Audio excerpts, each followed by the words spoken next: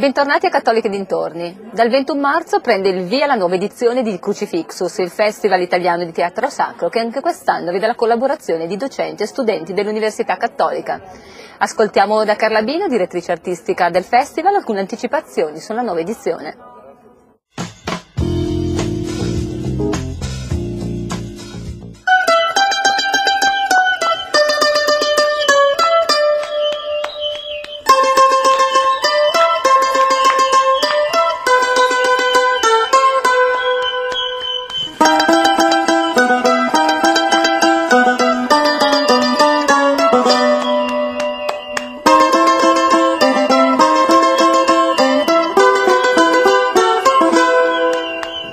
Carla Bino, siamo alla 12ª edizione di Crucifixus. Quali sono le novità in cantiere quest'anno? Le novità, che possono peraltro poi essere immediatamente riferite al nostro lavoro in università, sono sicuramente un progetto legato ai giovani e all'università, con da una parte la volontà di lavorare addirittura sulle nuove generazioni, quindi sui bambini, con uno spettacolo Minuscoli Miracoli pensato proprio per le scuole elementari e quindi portato all'interno delle scuole elementari a raccontare i Vangeli apocrifi e che cosa Gesù bambino combinava quando era ragazzino. Dall'altra parte un progetto legato agli studenti dello Stars di Brescia, che sono i protagonisti assoluti di uno spettacolo Il canto della terra cieca, peraltro diretto da uno dei nostri docenti, che è Mariano Dammacco, che verrà portato in giro per poi varie sedi del festival.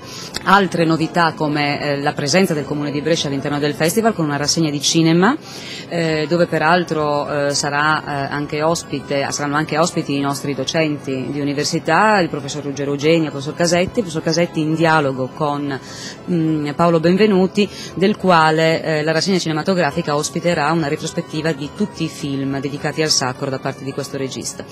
L'ultima novità è sicuramente questo premio importante che la Conferenza Episcopale Italiana ha voluto fortemente insieme al progetto culturale e patrocinato dall'Ente Teatrale Italiano, ed è un premio I Teatri del Sacro, bandito a livello nazionale, più di 100 le proposte pervenute. La selezione per il Nord Italia è ospitata appunto all'interno di Crucifixus in 3 giorni, dove 30 short format saranno presentati al pubblico e lì selezionati il 18, il 19 e il 20 di aprile. Per quanto riguarda i protagonisti di Crucifixus, quali sono gli spettacoli principali quest'anno? Io direi che ci sono alcuni nomi importanti che hanno accettato di venire al festival, a partire da Enzo De Caro con un progetto su Sant'Agostino, a Lunetta Savino con la lettura di uno dei più importanti Vangeli apocrifi, il Vangelo di Nicodemo, a Diego Parassole che prosegue il connubio un po' strano dei comici che raccontano la passione, e David Riondino che poi invece la sera di Pasquetta con un omaggio di André canterà la buona novella.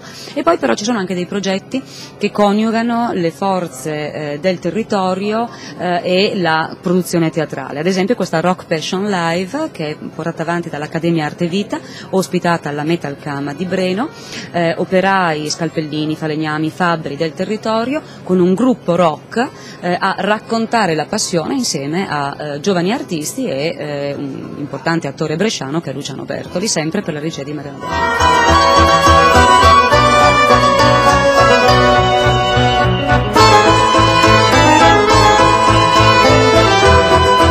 Dottor Luigi Morgano, quest'anno Crucifixus vede il sostegno di A2A. A2A ha scelto di sostenere convintamente la realizzazione di questa tornata di Crucifixus, nella consapevolezza innanzitutto di una realtà assolutamente seria e di alta qualità, in secondo luogo di una realtà che è collegata strettamente al territorio. I comuni interessati si sa quanti sono, c'è un ampliamento verso alcuni comuni della Bergamasca, c'è una presenza anche nel comune di Brescia, quindi una realtà che riflette una scelta di fondo che ha fatto A2A, cioè di mantenere uno strettissimo legame col proprio territorio.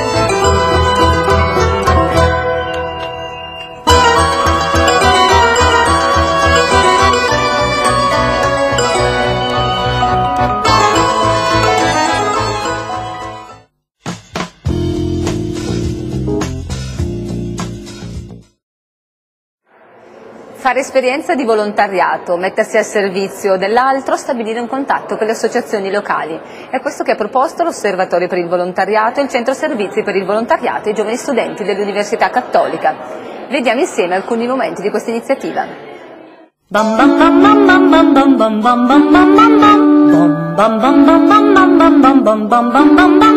Mr. Sandman, bring me a dream. Making the cutest that I've ever seen. Given to lips like roses. Professor Luigi Pati, direttore dell'Osservatorio sul Volontariato, ci parli di come è nata questa iniziativa? Questa iniziativa è nata con un obiettivo fondamentale, e cioè quello di avvicinare il mondo universitario, dei giovani universitari, al volontariato, e l'idea è stata quella proprio non di promuovere una mostra o un percorso tradizionale, ma quello di fare in modo che anche dal punto di vista animativo ci fosse un elemento di novità.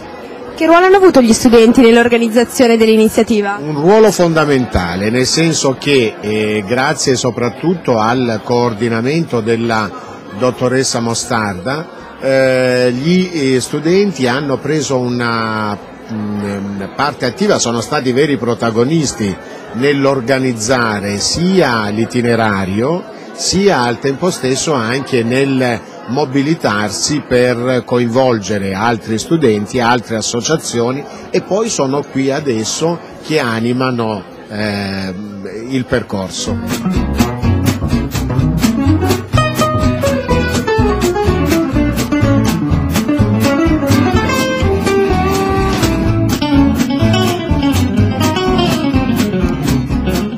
Alessandra, tra le organizzatrici dell'evento, vuoi parlarci di come è nata questa esperienza?